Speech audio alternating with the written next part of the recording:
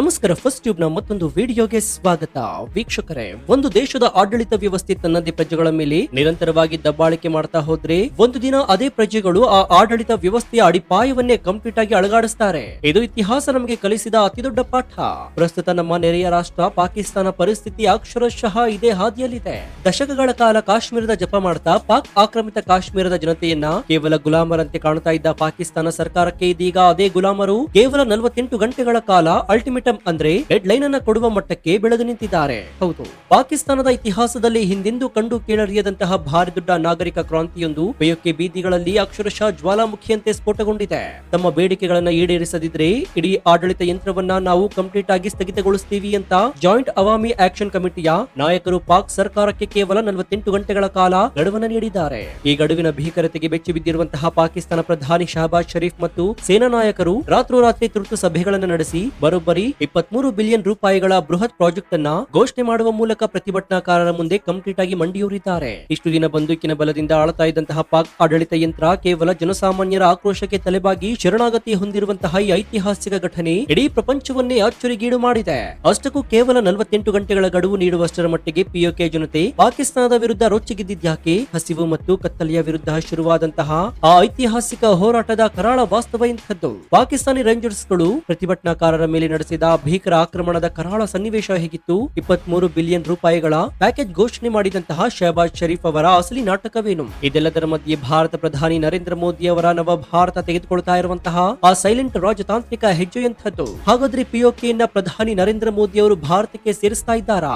ಬನ್ನಿ ಇವತ್ತಿನ exclusive detail report ನಲ್ಲಿ ಪಾಕ್ ಆಕ್ರಮಿತ ಕಾಶ್ಮೀರದ ಈ ಐತಿಹಾಸಿಕ ವಿಜಯ ಮತ್ತು ಪಾಕಿಸ್ತಾನದ ಆಂತರಿಕ ಕುಸಿತದ ಪ್ರತಿಯೊಂದು ರೋಚಕ ಮಾಹಿತಿಯನ್ನ ಇವತ್ತಿನ ಈ ವಿಡಿಯೋದಲ್ಲಿ ನೋಡೋಣ. ಪ್ರತಿಯೊಬ್ಬ ಜವಾಬ್ದಾರಿಯುತ ಭಾರತೀಯನು ತಿಳಿದುಕೊಳ್ಳಲೇಬೇಕಾದಂತಹ ಮಹತ್ವದ ಮಾಹಿತಿ ಇದು. ಹೀಗಾಗಿ ವಿಡಿಯೋವನ್ನ ಇಲ್ಲಿ ಸ್ಕಿಪ್ ಮಾಡದೆ ಕೊನೆವರೆಗೂ ನೋಡಿ. ಸೊ ವಿಡಿಯೋವನ್ನ ಶುರು ಮಾಡೋಣ. ಆದ್ರೆ ಅದಕ್ಕೂ ಮುನ್ನ ಪ್ರಧಾನಿ ನರೇಂದ್ರ ಮೋದಿ ಅವರು ಪಾಕಿಸ್ತಾನ ನಮ್ಮಿಂದ ಕಿತ್ಕೊಂಡಿರುವಂತಹ ಪಿಒಕೆಯನ್ನ ಮತ್ತೆ ಮರಳಿ ವಾಪಸ್ ಪಡೆಯಬೇಕು ಅಂತ ನಿಮ್ಗನ್ಸುತ್ತಾ? ಕಮೆಂಟ್ ಮಾಡಿ ಹಾಗೂ ವಿಡಿಯೋಗೆ ಲೈಕ್ ಕೊಡಿ. ಜೊತೆಗೆ ಪಿಒಕೆ ಭಾರತ ಜೊತೆ ಆದಷ್ಟು ಬೇಗ ಸೇರ್ಬೇಕು ಅಂತ ನಿಮ್ಗನ್ಸಿದ್ರೆ ಜೈ ಭಾರತ್ ಅಂತ ಕಮೆಂಟ್ ಮಾಡಿ.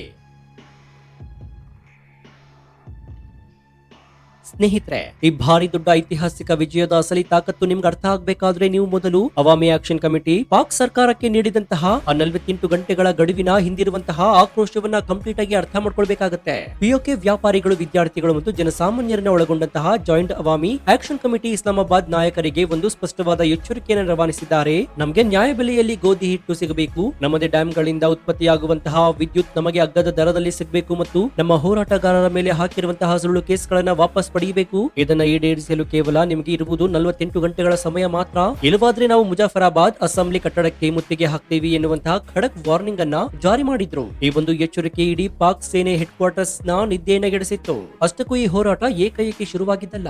ಕಳೆದ ಹಲವಾರು ತಿಂಗಳುಗಳಿಂದ ಪಿಒಕೆ ಜನತೆ ಅಕ್ಷರಶಃ ಹಸಿವು ಮತ್ತು ಕತ್ತಲೆಯ ನರಕವನ್ನು ಅನುಭವಿಸ್ತಾ ಇದ್ರು. ಪಾಕಿಸ್ತಾನ ಆರ್ಥಿಕತೆ ದಿವಾಲಿಯಾದ ಪರಿಣಾಮ ಅಲ್ಲಿನ ಸರ್ಕಾರ ಪಿಒಕೆ ಜನರಿಗೆ ನೀಡುತ್ತಾ ಇದ್ದಂತಹ ಸಬ್ಸಿಡಿಯನ್ನ ಕಂಪ್ಲೀಟ್ ಆಗಿ ನಿಲ್ಲಿಸಿತ್ತು. 3,000 ರೂಪಾಯಿ ಇದ್ದಂತಹ ಒಂದು ಮೂಟೆ ಗೋಧಿ ಹಿಟ್ಟಿನ ಬೆಲೆ ಏಕೈಕಿ 8,000 ರೂಪಾಯಿಗೆ ಏರಿಕೆಯಾಗಿತ್ತು. ಇನ್ನು ವಿದ್ಯುತ್ ವಿಚಾರದಲ್ಲೂ ಕೂಡ ಪಾಕ್ ಸರ್ಕಾರ ಮಾಡ್ತಾ ಇದ್ದ ದ್ರೋಹ ಅಷ್ಟಿಷ್ಟಲ್ಲ.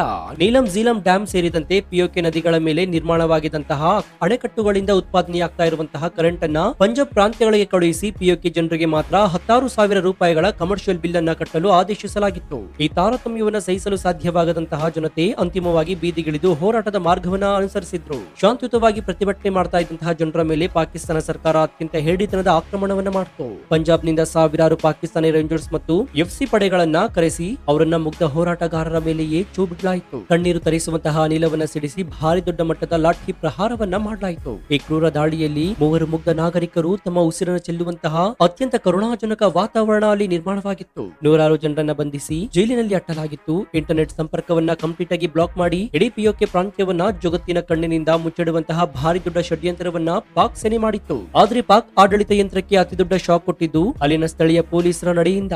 ಯಾವಾಗ ಪಾಕಿಸ್ತಾನ ರೇಂಜರ್ಸ್ ಗಳು ಬಂದು ಪಿಒಕೆ ಜನರ ಮೇಲೆ ಅಟ್ಯಾಕ್ ಮಾಡಲು ಶುರು ಮಾಡಿದ್ರು, ಆಗ ಅಲ್ಲಿನ ಸ್ಥಳೀಯ ಪೊಲೀಸರು ರೇಂಜರ್ಸ್ ಗಳ ಆದೇಶವನ್ನ ಪಾಲಿಸಲು ಕಂಪ್ಲೀಟ್ ಆಗಿ ನಿರಾಕರಿಸುತ್ತಾರೆ. ನಮ್ಮದೇ ಜನರ ಮೇಲೆ ನೀವು ಲಾಠಿ ಬೀಸುವಂತಿಲ್ಲ ಅಂತ, ನಮ್ಮದೇ ಜನರ ಮೇಲೆ ನಾವು ಲಾಠಿ ಬೀಸುವುದಿಲ್ಲ ಅಂತ ಅವರು ತಮ್ಮ ಆಯುಧಗಳನ್ನ ಕೆಳಗಿಟ್ಟು ಪ್ರತಿಭಟನಾಕಾರರ ಜೊತೆ ನಿಂತುಕೊಳ್ತಾರೆ. ಪಾಕ್ ಸೇನೆ ಮತ್ತು ಸ್ಥಳೀಯ ಪೊಲೀಸರ ನಡುವೆಯೇ ನೇರ ಘರ್ಷಣೆ ನಡೆಯುವ ಹಂತಕ್ಕೆ ಪರಿಸ್ಥಿತಿ ತಲುಪಿತ್ತು. ಇದು ಪಾಕಿಸ್ತಾನ ಆಡಳಿತ ವ್ಯವಸ್ಥೆಯನ್ನ ಕಂಪ್ಲೀಟ್ ಆಗಿ ಕುಸಿದು ಬಿದ್ದಿದೆ ಎನ್ನುವುದನ್ನ ಇಡೀ ಪ್ರಪಂಚಕ್ಕೆ ಸ್ಪಷ್ಟವಾಗಿ ತೋರಿಸಿಕೊಟ್ಟಿತ್ತು. ಪರಿಸ್ಥಿತಿ ಕಂಪ್ಲೀಟ್ ಆಗಿ ಕೈಮೀರಿ ಹೋಗ್ತಾ ಇದೆ. ಅಸೆಂಬ್ಲಿ ಕಟ್ಟಡವನ್ನ ಜನರು ವಶಪಡಿಸಿಕೊಳ್ಳುವುದು ಗ್ಯಾರಂಟಿ ಎನ್ನುವ ಖಚಿತವಾದಂತಹ ತಕ್ಷಣ ಪಾಕಿಸ್ತಾನದ ಪ್ರಧಾನಿ ಶಹಬಾಜ್ ಶರೀಫ್ ಅಕ್ಷರಶಃ ಪ್ಯಾನಿಕ್ ಆಗಿ ಹೋಗ್ತಾರೆ. ರಾತ್ರೋರಾತ್ರಿ ಕ್ಯಾಬಿನೆಟ್ ಮೀಟಿಂಗ್ ಕರೆದು ಪ್ರತಿಭಟನಾಕಾರರ ಎಲ್ಲಾ ಬೇಡಿಕೆಯನ್ನ ಒಪ್ಪಿಕೊಳ್ಳುವ ಐತಿಹಾಸಿಕ ನಿರ್ಧಾರವನ್ನ ಪ್ರಕಟಿಸುತ್ತಾರೆ. ತಕ್ಷಣವೇ 23 ಬಿಲಿಯನ್ ರೂಪಾಯಿಗಳ ವಿಶೇಷ ಪ್ಯಾಕೇಜ್ ಅನ್ನ ಮಂಜೂರು ಮಾಡಲಾಯಿತು. ಗೋಧಿ ಹಿಟ್ಟಿನ ಬೆಲೆಯನ್ನ ಅರ್ಧಕ್ಕರ್ಧ ಕಡಿಮೆ ಮಾಡಲಾಯಿತು ಮತ್ತು 100 ಯೂನಿಟ್ ವರೆಗೆ ವಿದ್ಯುತ್ ಬಿಲ್ ಅನ್ನ ಕೇವಲ 300 ರೂಪಾಯಿಗೆ ನಿಗದಿ ಮಾಡಲಾಯಿತು. ಇಷ್ಟು ದಿನ ಅಹಂಕಾರದಿಂದ ಮೆರೀತಾ ಇದ್ದಂತಹ ಪಾಕ್ ಆಡಳಿತ ಯಂತ್ರ ಕೇವಲ ಜನಸಾಮಾನ್ಯರ ಒಗ್ಗಟ್ಟಿನ ಮುಂದೆ ಕಂಪ್ಲೀಟ್ ಆಗಿ ಶರಣಾಗತಿ ಹೊಂದಿದ್ದು ಜಗತ್ತಿನ ಇತಿಹಾಸದಲ್ಲಿ ಒಂದು ಭಾರಿ ದೊಡ್ಡ ಮೈಲುಗಲ್ಲಾಗಿದೆ.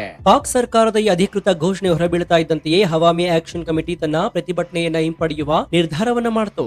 ಮುಜಾಫರಾಬಾದ್, ಮೇರ್ಪುರ್ ಮತ್ತು ರಾವಲ್ಕೋಟ್ನ ಬೀದಿಗಳಲ್ಲಿ ಲಕ್ಷಾಂತರ ಜನರು ವಿಜಯೋತ್ಸವ ಆಚರಿಸಿದ್ರು. ಇದು ಕೇವಲ ಗೋಧಿ ಹಿಟ್ಟು ಮತ್ತು ಕರೆಂಟ್ ಬಿಲ್ ನ ವಿಜಯವಲ್ಲ, ಬದಲಾಗಿ ಇದು ಪಾಕಿಸ್ತಾನ ಗುಲಾಮಗಿರಿಯಿಂದ ನಾವು ಬಿಡುಗಡೆ ಹೊಂದ್ತಾ ಇದ್ದೀವಿ ಎನ್ನುವುದರ ಅತಿದೊಡ್ಡ ಸಂಕೇತ ಅಂತ ಹೋರಾಟಗಾರರು ಹೆಮ್ಮೆಯಿಂದ ಘೋಷಣೆ ಮಾಡಿದ್ರು. ಜನರ ಈ ಶಕ್ತಿ ಪಾಕಿಸ್ತಾನ ಸೇನಾ ಜನರಲ್ ಗಳಿಗೆ ಅಕ್ಷರಶಃ ನಿದ್ದೆ ಬರೆಸಿದಂತೆ ಮಾಡಿತ್ತು. ಪಿಒಕೆ ಭಾಗದಲ್ಲಿ ಇಷ್ಟೆಲ್ಲ ಭಾರಿ ದೊಡ್ಡ ರಾದ್ಧಾಂತಗಳು ನಡೀತಾ ಇರಬೇಕಾದ್ರೆ ಭಾರತ ಸರ್ಕಾರ ಕೇವಲ ಮೌನವಾಗಿ ಎಲ್ಲವನ್ನ ಅತ್ಯಂತ ಸೂಕ್ಷ್ಮವಾಗಿ ಗಮನಿಸ್ತಾ ಇದೆ. ನವದೆಹಲಿಯ ರಾಜಕೀಯ ಪಡಸಾಲೆಯಲ್ಲಿ ಈ ಘಟನೆಗಳನ್ನ ಭವಿಷ್ಯದ ಅತಿದೊಡ್ಡ ಅವಕಾಶವಾಗಿ ನೋಡಲಾಗ್ತಾ ಇದೆ. ಪಾಕಿಸ್ತಾನವು ಆಂತರಿಕವಾಗಿ ಸಂಪೂರ್ಣವಾಗಿ ಕುಸಿದು ಬಿದ್ದಾಗ ಪಿಒಕೆ ಜನರೇ ಸ್ವತಃ ನಮಗೆ ಪಾಕಿಸ್ತಾನ ಬೇಡ, ಭಾರತದ ಜೊತೆ ಸೇರ್ತೀವಿ ಅಂತ ಅಂತಾರಾಷ್ಟ್ರೀಯ ಮಟ್ಟದಲ್ಲಿ ಕೂಗು ಎತ್ತುವ ದಿನ ಬಹಳ ದೂರವಿಲ್ಲ ಎನ್ನುವುದು ಭಾರತ ರಕ್ಷಣಾ ತಜ್ಞರ ಪಕ್ಕಾ ಲೆಕ್ಕಾಚಾರವಾಗಿದೆ. ಭಾರತದ ವಿದೇಶಾಂಗ ಸಚಿವ ಎಸ್ ಜಯಶಂಕರ್ ಅವರು ಪಾಕಿಸ್ತಾನದ ಈ ಆಂತರಿಕ ಬಿಕ್ಕಟ್ಟನ್ನ ಜಾಗತಿಕ ಮಟ್ಟದಲ್ಲಿ ಅತ್ಯಂತ ಚಾಣಾಕ್ಷತೆಯಿಂದ ಬಳಸಿಕೊಳ್ಳಲಾಗ್ತಾ ಇದೆ. ಈ ಹೋರಾಟದ ಸಮಯದಲ್ಲಿ ಅನೇಕ ಯುವಕರು ಭಾರತ ತ್ರಿವರ್ಣ ಧ್ವಜವನ್ನ ಪ್ರದರ್ಶನ ಮಾಡ್ತಾ ಇರುವ ಚಿತ್ರಣಗಳು ಸೋಷಿಯಲ್ ಮೀಡಿಯಾದಲ್ಲಿ ಭಾರಿ ಮಟ್ಟದಲ್ಲಿ ವೈರಲ್ ಆಗ್ತಾ ಇದೆ. ಇದಕ್ಕೆ ಅತಿದೊಡ್ಡ ಕಾರಣ ಅಂದ್ರೆ ಗಡಿಯಾಚೆಗಿನ ಭಾರತೀಯ ಕಾಶ್ಮೀರದಲ್ಲಿ ನಡೀತಾ ಇರುವಂತಹ ಅಭೂತಪೂರ್ವ ಅಭಿವೃದ್ಧಿ. G20 ಶೃಂಗಸಭೆ, ವಿಶ್ವದರ್ಜೆಯ ರಸ್ತೆಗಳು, ಬೃಹತ್ ರೈಲ್ವೆ ಸೇತುವೆಗಳು ಮತ್ತು ಕೋಟ್ಯಾಂತರ ಪ್ರವಾಸಿಗರ ಆಗಮನವನ್ನ ನೋಡಿದಂತಹ ಪಿಯುಕೆ ಜನರಿಗೆ ಪಾಕಿಸ್ತಾನದ ಅಸಲಿ ಬಣ್ಣ ಕಂಪ್ಲೀಟ್ ಆಗಿ ಅರ್ಥವಾಗಿದೆ. ಪಾಕಿಸ್ತಾನದ ಜೊತೆಗಿದ್ರೆ ನಾವು ಕೇವಲ ಉಗ್ರಗಾಮಿಗಳಾಗಿ ಸಾಯಬೇಕು, ಆದ್ರೆ ಭಾರತ ಜೊತೆಗಿದ್ರೆ ನಾವು ಸುಂದರವಾದ ಬದುಕನ್ನ ಕಟ್ಟಿಕೊಳ್ಳಬಹುದು ಎನ್ನುವ ನೈಜ ಸತ್ಯ ಅವರಿಗೆ ಅರಿವಾಗಿದೆ. ಪಾಕಿಸ್ತಾನದ ಈ ಸೋಲಿನಿಂದಾಗಿ ಅತಿ ಹೆಚ್ಚು ನಷ್ಟ ಅನುಭವಿಸ್ತಾ ಇರುವುದು ಅವರ ಪರಮಾಪ್ತ ರಾಷ್ಟ್ರವಾಗಿರುವಂತಹ ಚೀನಾ.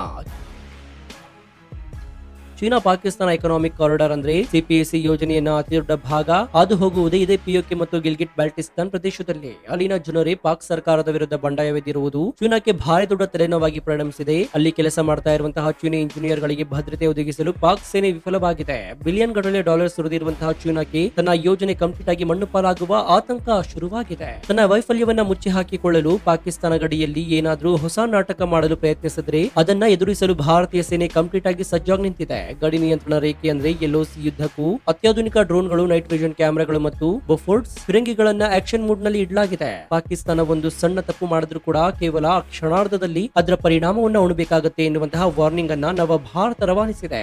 ಶಹಬಾಜ್ ಶರೀಫ್ ಅವರು 23 ಬಿಲಿಯನ್ ಪ್ಯಾಕೇಜ್ ಘೋಷಣೆ ಮಾಡಿದ್ರು. ಆ ಹಣವನ್ನ ಎಲ್ಲಿಂದ ತರ್ತಾರೆ ಎನ್ನುವುದು ಜಾಗತಿಕ ಅರ್ಥಶಾಸ್ತ್ರಜ್ಞರ ಅತಿದೊಡ್ಡ ಪ್ರಶ್ನೆಯಾಗಿದೆ. ಈಗಾಗಲೇ IMF ಮುಂದೆ ಸಾಲಕ್ಕಾಗಿ ಕಣ್ಣೀರು ಹಾಕ್ತಾ ಇರುವಂತಹ ಪಾಕಿಸ್ತಾನದ ಬೊಕ್ಕಸ ಕಂಪ್ಲೀಟ್ ಆಗಿ ಖಾಲಿಯಾಗಿದೆ. ಹೊಸ ನೋಟುಗಳನ್ನ ಮುದ್ರಿಸಿದರೆ ಹಣದುಬ್ಬರ ಗಗನಕ್ಕೇರಿ ದಿನಸಿ ಬೆಲೆಗಳು ಮತ್ತಷ್ಟು ಹೆಚ್ಚಾಗುತ್ತೆ. ಇದು ಕೇವಲ ತಾತ್ಕಾಲಿಕ ರಿಲೀಫ್ ಮಾತ್ರ. ಮುಂದಿನ ದಿನಗಳಲ್ಲಿ ಪಾಕಿಸ್ತಾನ ತನ್ನ ಭೀಕರ ಆರ್ಥಿಕ ನರಕವನ್ನ ಎದುರಿಸುವುದು 100% ಗ್ಯಾರಂಟಿ. ಇಷ್ಟು ದಿನ ಕಾಶ್ಮೀರದ ವಿಚಾರದಲ್ಲಿ ಸುಳ್ಳು ಕಥೆಯನ್ನು ಹೇಳಿಕೊಂಡು ಬರ್ತಿದ್ದಂತಹ ಪಾಕಿಸ್ತಾನವನ್ನ ಇದೀಗ ಅಮೆರಿಕ ಮತ್ತು ಯುರೋಪ್ ರಾಷ್ಟ್ರಗಳು ಕಂಪ್ಲೀಟ್ ಆಗಿ ನಿರ್ಲಕ್ಷ್ಯ ಮಾಡ್ತಾ ಇದ್ದಾವೆ. ಮಾನವ ಹಕ್ಕುಗಳ ಬಗ್ಗೆ ಮಾತನಾಡುವ ಇಸ್ಲಾಮಾಬಾದ್ ನಾಯಕರು ತಮ್ಮದೇ ಪಿಒಕೆ ಜನರಿಗೆ ಹೀಗೆ ಹಿಂಸೆ ನೀಡ್ತಾ ಇದ್ದಾರೆ ಎನ್ನುವುದನ್ನ ಇಡೀ ಪ್ರಪಂಚ ಕಣ್ಣಾರೆ ನೋಡ್ತಾ ಇದೆ. ಜಾಗತಿಕ ವೇದಿಕೆಯಲ್ಲಿ ಪಾಕಿಸ್ತಾನದ ಮರ್ಯಾದೆ 3 ಕಾಸಿಗೆ ಹರಾಜಾಗಿದೆ. ಮುಂದಿನ ಕೆಲವು ದಿನಗಳು ದಕ್ಷಿಣ ಏಷ್ಯಾ ಭೌಗೋಳಿಕ ರಾಜಕಾರಣದಲ್ಲಿ ಅತ್ಯಂತ ನಿರ್ಣಾಯಕವಾಗಿದೆ. ಪಿಒಕೆಯಲ್ಲಿ ಸಿಕ್ಕ ಈ ವಿಜಯ ಇದೀಗ ಬಲೂಚಿಸ್ತಾನ್ ಮತ್ತು ಸಿಂಧ್ ಪ್ರಾಂತ್ಯದ ಹೋರಾಟಗಾರರಿಗೂ ಕೂಡ ಭಾರಿ ದೊಡ್ಡ ಸ್ಫೂರ್ತಿನ ನೀಡಿದೆ. ಅಲ್ಲಿನ ಜನರು ಕೂಡ ಸೇನೆಯ ವಿರುದ್ಧ ದೊಡ್ಡ ಮಟ್ಟದ ದಂಗೆ ಏಳುವ ಸಿದ್ಧತೆ ಮಾಡ್ಕೊಳ್ತಾ ಇದ್ದಾರೆ. ಇದೇ ರೀತಿ ಆಂತರಿಕ ಬಿಕ್ಕಟ್ಟು ಮುಂದುವರೆದರೆ ಪಾಕಿಸ್ತಾನ 4 ತುಂಡುಗಳಾಗಿ ಒಡೆದು ಹೋಗುವ ದಿನಗಳು ಬಹಳ ಹತ್ತಿರದಲ್ಲಿವೆ ಎನ್ನುವುದು ಸ್ಪಷ್ಟವಾಗಿದೆ.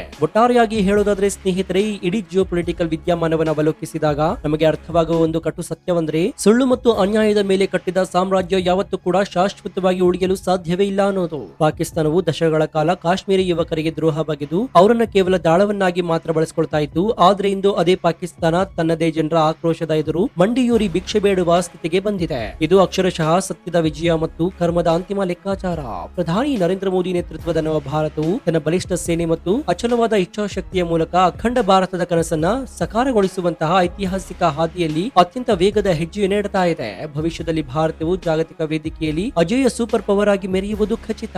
ಪಾಕ್ ಆಕ್ರಮಿತ ಕಾಶ್ಮೀರದ ಐತಿಹಾಸಿಕ ಬಂಡಾಯ ಮತ್ತು ಪಾಕಿಸ್ತಾನದ ಮುಖಭಂಗದ ಈ ವಾಸ್ತವ ಚಿತ್ರಣವನ್ನ ಎಲ್ಲರಿಗೂ ತಲುಪುವ ಹಾಗೆ ವಿಡಿಯೋವನ್ನ ನಿಮ್ಮ ವಾಟ್ಸ್ಆಪ್ ಫೇಸ್ಬುಕ್ ಗ್ರೂಪ್ ನಲ್ಲಿ ಮರೆಯದೆ ಶೇರ್ ಮಾಡಿ. ಇದೇ ರೀತಿಯ ನಿಖರವಾದ ಮತ್ತು ನಿಷ್ಪಕ್ಷವಾದ ತ್ವರಿತ ಮತ್ತು ಅತ್ಯಂತ ಡೀಟೇಲ್ ಆದ ರಿಪೋರ್ಟ್ಗಳಿಗಾಗಿ ನಿಮ್ಮ ನೆಚ್ಚಿನ ಫಸ್ಟ್ ಯೂಟ್ಯೂಬ್ ಚಾನಲ್ ಅನ್ನು ಈಗಲೇ ಸಬ್ಸ್ಕ್ರೈಬ್ ಮಾಡಿಕೊಂಡು ಪಕ್ಕದಲ್ಲಿರುವಂತಹ ಬೆಲ್ ಐಕಾನ್ ಅನ್ನು ಪ್ರೆಸ್ ಮಾಡಿ. ಇದರಿಂದ ನಾವು ಹಾಕುವ ಹೊಸ ವಿಡಿಯೋಗಳ ನೋಟಿಫಿಕೇಶನ್ ಮೊದಲು ನಿಮಗೆ ಸಿಗುತ್ತೆ. ಮತ್ತೊಂದು ಕುತೂಹಲಕಾರಿ ವಿಡಿಯೋದೊಂದಿಗೆ ನಿಮ್ಮನ್ನ ಭೇಟಿಯಾಗ್ತೀನಿ. ಅಲ್ಲಿಯವರೆಗೂ ಎಚ್ಚರದಿಂದ ಇರಿ, ದೇಶ ವಿದೇಶದ ಆಗು ಹೋಗುಗಳನ್ನ ಗಮನಿಸ್ತಾನೆ ಇರಿ. ಇದಾಗಿತ್ತು ಈ ಕ್ಷಣದ ವಿಶೇಷ. ನೋಡ್ತಾ ಇರಿ ಫಸ್ಟ್ ಟ್ಯೂಬ್ ಕನ್ನಡ. ಧನ್ಯವಾದ.